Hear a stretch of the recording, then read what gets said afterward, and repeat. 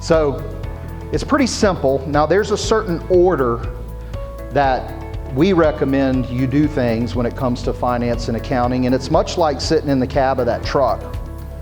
The first thing is that rear view mirror. What just happened? So if you don't have financials, that's the first step, is to be by the 10th or the 15th of every month having accurate financial statements. Not just looking at a P&L, because anybody can do 6th grade math, but I mean really looking at an accurate set of financials. That means understanding the balance sheet.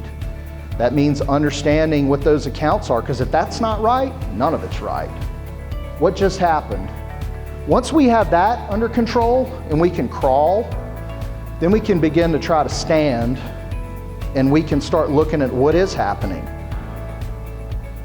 Dashboards, those are your metrics. Now, could you have metrics before you have monthly financials? Sure. You can also build a house and frame it up, put up walls and put the carpet in before you sheetrock and texture and paint. You can do it. I don't recommend it because you haven't built your house in the proper order and built a solid foundation and built the disciplines required to live this way. Finally, what's going to happen?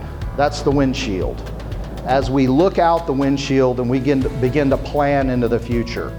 You might say, well, Chris, you should be planning all the time. You should be. I'm just proposing to you that if you don't know what happened last month, how can you plan for the future? How do you plan who has what budget when you don't even know what they spent last month? So that kind of frames this discussion.